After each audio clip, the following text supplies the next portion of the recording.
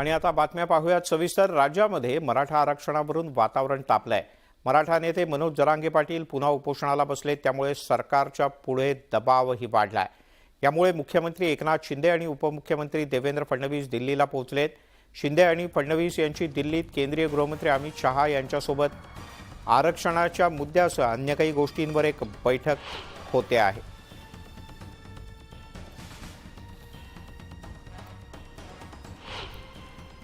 तुम्ही आता ते तातडीनं निर्णय काढा। गेला तर दिल्लीला तर चांगली गोष्ट आहे। दिल्लीनं ही ताबडतोब आदेश करावेत पंतप्रधान महोदयांनी आणि अमित शहा महोदयांनी की महाराष्ट्रातल्या मराठा समाजाचा विषय खूप पिढ्यांना पारचा आहे, तो तातडीनं मार्ग काढा।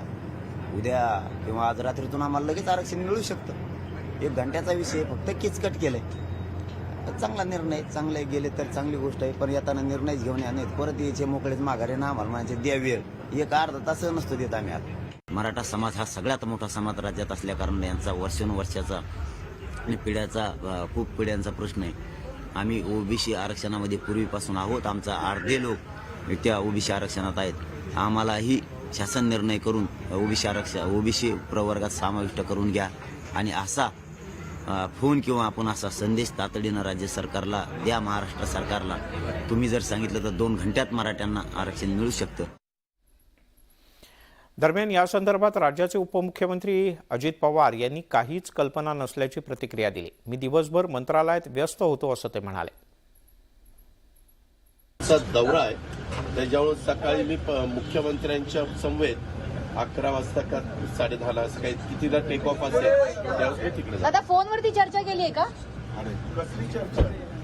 ते दिल्लीला गेले, जे सीएम गेले त्याच्याबद्दल कठीणच आहे। मनोज जरांगे पाटील यांनी मराठा आरक्षणासाठी आता आरपारची लढाई सुरू केली आहे। सरकारनं 40 दिवस नेमकं केलं तरी काय असा सवाल जरांगे पाटील यांनी उपस्थित केला। तर गिरीश महाजन यांनी जरांगे पाटील यांना फोन करून उपोषण करू नका असं आवाहन केलं। सरकारनं आश्वासन पाळलं नाही। जरांगे पाटलांचा सरकारवर हल्लाबोल। 40 दिवस काय केलं, जरांगेंचा सवाल। आंदोलकांवरील गुन्हे कधी मागे घेणार? आरक्षणाशिवाय माघार नाही, जरांगेंचा निर्धार। मराठा आरक्षणासाठी जरांगे पाटलांनी पुन्हा एकदा एल्गार पुकारलाय। पुढाऱ्यांना गावबंदी करताना त्यांना शांततेत माघारी पाठवा असं आवाहनही त्यांनी केलेलं आहे। सरकार आरक्षणाच्या बाबतीत गंभीर नसल्याचा आरोप जरांगे पाटलांनी केलाय। उपोषणाच्या वेळेला पाणी घेणार नाही, तसंच औषधोपचारही घेणार नाही असा निर्धारही त्यांनी बोलून दाखवलाय। आम्ही तुमच्याच म्हणण्यावर 40 दिवस दिले होते, आज 41 दिवस झाले। तुम्ही आतापर्यंत आरक्षण का दिलं नाही? आम्ही तुमचं ऐकलं पाठीमागं, आता जर ऐकलं तर आमच्या लेकरा बाळांचं आयुष्य उद्ध्वस्त व्हायला लागलं। आम्हाला आमच्या लेकरा बाळांचं जातीचं सुद्धा बघावं लागणार आहे। आम्ही आरक्षण घेतल्याशिवाय मागं हटत नाही। मराठा आरक्षणासाठी दुसऱ्या टप्प्यातल्या आंदोलनामध्ये जरांगे पाटलांनी आक्रमक पवित्रा घेतलाय। आंदोलकांवरचे गुन्हे मागे घेण्याचं आश्वासन सरकारनं पाळलं नाही, त्याबद्दल जरांगे पाटलांनी नाराजी व्यक्त केली आहे। महाराष्ट्रातल्या मराठा समाजाच्या वतीनं आमरण उपोषण सुरू केलं आहे आणि सरकारनं 2 दिवसात आंतरवालीसह जालना जिल्ह्यासह महाराष्ट्रातले सगळे खटले जे गुन्हे दाखल झालेले ते वापस घेऊ असं सांगितलं होतं। 2 दिवसात घेऊ। आज त्यालाही 41 दिवस झालेत, कसलाही गुन्हा मागे घेण्यात आलेला नाही। म्हणजे सरकार जाणून बुजून मराठा समाजाची दिशाभूल करते याचा अर्थ असा आहे। राज्य सरकारकडून मनोज जरांगे पाटलांची मनधरणी करण्याचे प्रयत्न सुरू आहेत। गिरीश महाजन यांनी जरांगे पाटलांना फोन करून उपोषण करू नका अशी विनंती देखील केली। मराठा समाजाला टिकणारं आरक्षण देऊन थोडे दिवस थांबा असं आवाहन महाजनांनी केलं। तुमच्या भरोश्यावर आम्ही 40 दिवस द्यायचे, आता त्या गुन्ह्याचं 2 दिवसात एक बी झालं नाही। म्हणजे असं आहे की डावं टाकून ठेवले, जेव्हा ही होईल त्याचा अर्थ असं होतं असं वाटतंय। तुम्हाला 2 दिवसात रिझल्ट देतो, तुम्ही ऐका। आता टोकाचा निर्णय घेऊ नका आणि पुढे त्रासात पडतो बाबा नका करू। मग अजून आपल्याला मागे फिरता येणार नाही। आणि थोडा वेळ लागला तर मग अजून मग उगाच आपल्या जीवावर कसं तुमच्या हातून एवढं चांगलं काम होतं हे सगळं तुमचं महाराष्ट्र कशाचं चांगलं होतं, काही होऊनच द्या ना चांगलं तुम्ही. होऊ द्या, होईल, चांगलं होईल. ऐका तुम्ही मला. सरकारनं 30 दिवसांची मुदत मागितलेली होती, त्यावर मनोज जरांगे पाटलांनी 40 दिवसांची मुदत दिली. पण या 40 दिवसात सरसकट कुणबी प्रमाणपत्र देण्याविषयी सरकारी पातळीवर झालेले प्रयत्न जरांगे पाटलांचं समाधान करू शकले नाही. आता आरक्षणाच्या मुद्द्यावर सरकार कशा प्रकारे तोडगा काढणार याकडे सगळ्यांचंच लक्ष लागलंय. Bureau report, news 18 Lokmat. Manoj Jarange यांच्या पुन्हा एकदा सुरू झालेल्या उपोषणामुळे मराठा आरक्षणाचा मुद्दा पुन्हा तापतोय. जरांगे यांच्या उपोषणामुळे राज्यातलं वातावरण ढवळून निघतंय. एकीकडे मनोज जरांगे यांच्या उपोषणामुळे मराठा आरक्षणाचा मुद्दा ऐरणीवर आलाय, तर दुसरीकडे गावागावात राजकीय नेत्यांच्या विरोधात रोष निर्माण झालाय. नेत्यांना गावबंदी करण्याचा निर्णय अनेक ठिकाणी होतोय. गावबंदीच्या या निर्णयामुळे सत्ताधाऱ्यांची कोंडी झाली आहे, कारण हे गावबंदीचं लोण विविध जिल्ह्यात पसरू लागलंय. आपण जालना, बीड, धाराशिव, नांदेड, परभणी आणि जळगाव इथली दृश्य पाहतो आहोत. यासह अन्यही काही गावांमध्ये मराठा समाजाच्या वतीनं राजकीय पक्षाच्या नेत्यांना गावबंदी करण्यात आले. दसरा मेळाव्यामध्ये ठाकरे आणि शिंदे यांनी एकमेकांवर जोरदार टीका केली. आता त्यावरून शाब्दिक कलगीतुरा रंगल्याचं पाहायला मिळत आहे. सत्ताधारी भाजप, शिवसेनेनं उद्धव ठाकरे यांच्यावर टीकेची झोड उठवली. मर्द कधी विकत घेता येऊ शकत नाही आणि मर्दपणा तर रक्तामध्ये असावा लागतो. लाचारी असणारे कधी मर्द होऊ शकत नाही. उद्धव ठाकरेंनी मंगळवारी शिवतीर्थावरून सत्ताधारी भाजप आणि शिंदेंच्या नेतृत्वातल्या शिवसेनेवर बोचरी टीका केली होती. तसंच पंतप्रधान मोदी आणि मुख्यमंत्री शिंदेंवर विविध मुद्द्यांवरून घणाघात केला होता. कुटुंब व्यवस्था मानत नाही, त्यांनी दुसऱ्याच्या घराण्याबद्दल बोलू नये. पहिले कुटुंब व्यवस्था मान आणि मग हिंदुत्वाचं बोल. उद्धव ठाकरेंच्या या टीकेवर भाजपनं आपल्या सोशल मीडियावरून जोरदार प्रत्युत्तर दिलंय. शिवतीर्थावर अर्धवट भरलेल्या मैदानात अर्धवटरावांनी आज पुन्हा एकदा पंतप्रधान आदरणीय नरेंद्र मोदीजींवर टीका केली आणि घराणेशाही वाचवण्यासाठी एकत्र आलेल्या इंडी आघाडीची वकिली केली. असं ट्विट करत प्रदेश भाजपनं उद्धव ठाकरेंवर निशाणा साधलाय. कालचं उद्धव ठाकरेंचं भाषण हे रटारवान भाषण होतं, रडणारं भाषण होतं. उद्धव ठाकरेंनी काही म्हटलं तरी मोदीजींना संपूर्ण देश आपलं कुटुंब मानताय आणि उद्धव ठाकरे हे दुखणं आहे. तेव्हा ते शरद पवार साहेबांची काँग्रेसची भाषा बोलतील. ते काँग्रेस आणि शरद पवार साहेबांचे वकील आहेत सध्या. उद्धव ठाकरेंनी दसरा मेळाव्यातल्या भाषणातनं मुख्यमंत्री एकनाथ शिंदेंसोबतच पंतप्रधानांना टार्गेट केल्यामुळं ठाकरे विरुद्ध भाजप असा राजकीय सामना रंगलाय. यापुढे पंतप्रधानांचा उल्लेख एकेरी शब्दात करू नका आणि विषय कुटुंबाचा काढलाच तुम्ही तर तुम्हाला प्रतिप्रश्न जास्त येतील. प्रधानमंत्र्यांच्या कुटुंबावर बोलण्याआधी तुम्हाला याची उत्तर द्यायला लागतील. मग तुमच्या कुटुंबात काय चालू आहे? स्वतःच्या वडिलांच्या प्रॉपर्टीसाठी भावाबरोबर कोर्टात तुम्ही झगडा केलात का नाही केलात? उद्धव ठाकरेंनी मराठा आरक्षणावरून सत्ताधाऱ्यांना जाब विचारलाय आणि त्यावरूनही भाजपनं उद्धव ठाकरेंवर टीका केली आहे, तर ठाकरेंच्या पक्षानं भाजपवर शरसंधान साधलाय. ये खुद ही हमास है, लेकिन उनके दिमाग में हमास और धमास भरा है. ये सब बातें आप 2024 में करिए क्योंकि आप सत्ता में नहीं रहे.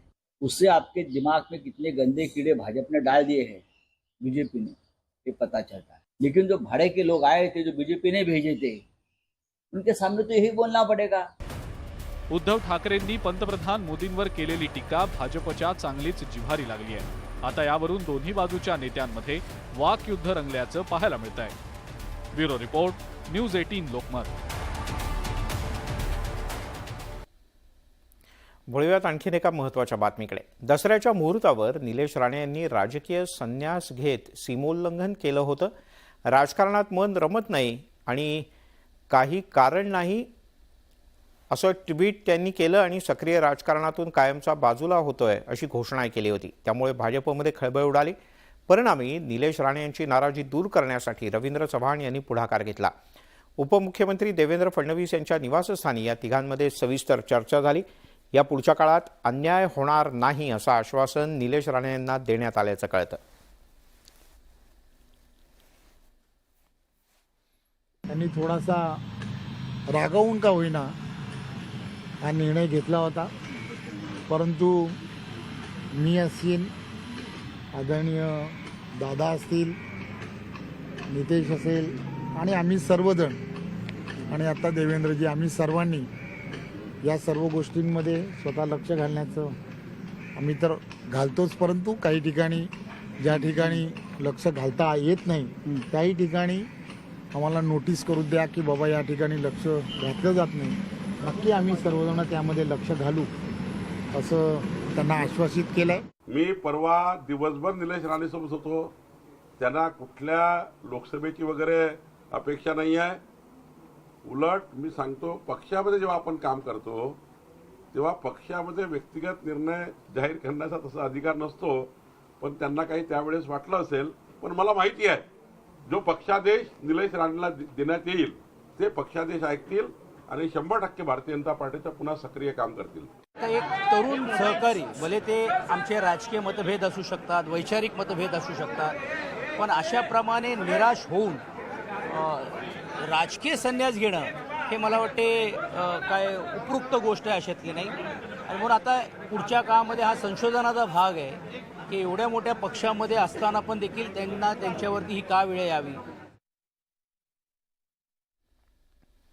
दसऱ्याला रावण जाळण्याची परंपरा आहे, मात्र अकोल्यातल्या सांगोळा गावात रावणाची पूजा करण्याची परंपरा आहे. या ठिकाणी अजित पवार गटाचे आमदार अमोल मिटकरी यांनी भेट देत रावणाच्या मूर्तीचं पूजन केलं. इतकंच नव्हे तर मंदिर उभारणी आणि सभागृहासाठी आमदार निधीतून 20 लाखांचा निधीही दिला. विशेष म्हणजे पूर्वीपासून सुरू असलेली परंपरा म्हणजे रावण दहनाच्या परंपरेवर पूर्णतः बंदी आणावी अशी मागणी येणाऱ्या अधिवेशनात करणार असल्याचं त्यांनी म्हटलं. मिटकरी यांच्या विधानाचा भाजप आध्यात्मिक आघाडीचे वतीने तीव्र निषेध करण्यात आला. तर सरकारनं अमोल मिटकरी यांच्यावर कठोर कारवाई करावी अशी मागणी आध्यात्मिक आघाडीचे प्रमुख तुषार भोसले यांनी केली आहे. त्यामुळे या विषयावरून आता नवा वाद निर्माण होण्याची शक्यता आहे. रावण दहन करणारा हा सुद्धा त्या प्रवृत्तीचा असला पाहिजे. म्हणजे बाण मारताना एखादा स्वतःला राम म्हणून घेत असेल तर ते गुण पण रामाची अंगी असली पाहिजे. त्याच्यामुळं रावणाचं चरित्र, रावण प्रकांड पंडित होता, रावण शिवभक्त होता, रावण अभ्यासू होता आणि अशा रावणाची प्रतिमा जाळताना विचार व्हावा. आणि राहिला प्रश्न जिल्हाधिकाऱ्यांनी त्याचा निर्देश काढावा का, तर तो काढला पाहिजे. आणि येणाऱ्या अधिवेशनामध्ये जे हिवाळी अधिवेशन 7 डिसेंबरपासून नागपूर येथे होते त्यात मी स्वतः रावण दहनाच्या विरुद्ध शासन निर्णय व्हावा असं मुख्यमंत्र्यांसमोर मांडेल. हिवाळी अधिवेशनामध्ये जर कोणी हा मुद्दा उपस्थित करणार असेल तर भारतीय जनता पार्टी आणि शिवसेनेचे सर्व आमदार यावर आक्रमक होतील आणि या रावण प्रेमी अमोल मिटकरी आमदाराला सडेतोड उत्तर दिलं जाईल. या संपूर्ण प्रकाराचा आम्ही तीव्र शब्दात निषेध व्यक्त करतो आणि महाराष्ट्र सरकारकडे मागणी करतो की या अमोल मिटकरी नावाच्या रावण प्रेमी विधान परिषद सदस्यावर कठोरात कठोर कारवाई करावी. पंतप्रधान नरेंद्र मोदी गुरुवारी शिर्डीच्या दौऱ्यावर आहेत. मोदी यांच्या हस्ते विविध विकास कामांचं उद्घाटन होणार आहे. मोदींच्या दौऱ्याच्या पार्श्वभूमीवर प्रशासन सज्ज आहे.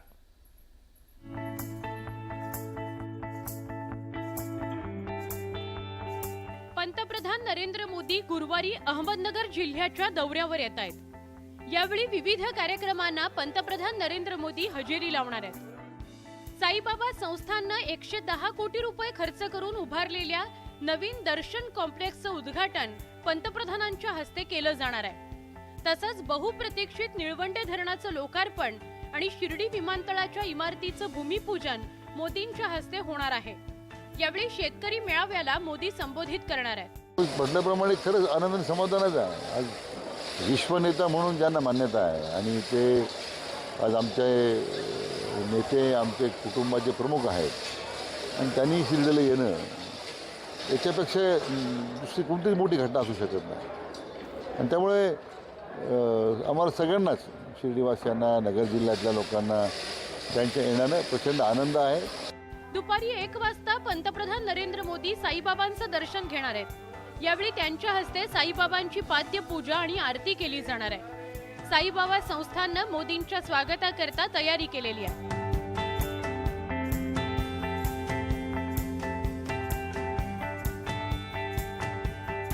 तसंच सुरक्षा व्यवस्थेतही वाढ करण्यात आली आहे। श्री साईबाबा संस्थान ट्रस्टच्या माध्यमातून निर्मित झालेले क्यू कॉम्प्लेक्सच्या उद्घाटन उद्या होणार आहे आणि त्या क्यू कॉम्प्लेक्समध्ये जवळपास 10,000 भाविकांना बसण्यासाठी व्यवस्था केलेली आणि तिकडे AC सेंट्रलाइज्ड ACच्या कॉम्प्लेक्स केलेले आणि त्या ठिकाणी वेगळ्या वेगळ्या CCTV कॅमेराच्या सुरक्षा दृष्टिकोनातून निर्मित केलेले आहे। पंतप्रधानांच्या हस्ते विविध विकास कामांचं लोकार्पण तसंच भूमिपूजन होणार आहे। या कार्यक्रमांकरता मोठ्या प्रमाणात जिल्ह्यातले लोक उपस्थित राहण्याची शक्यता आहे। अहमदनगरहून हरीश दिमोटेसह ब्युरो रिपोर्ट, न्यूज 18 लोकमत। यासोबतच प्राईम टाईममध्ये इथेच थांबूयात। सर्व प्रकारच्या ताज्या अपडेट्ससाठी news18marathi.com या आमच्या वेबसाईटला लॉग ऑन करा। फेसबुक, ट्विटरवर आम्हाला फॉलो करा। आमच्या YouTube चॅनलला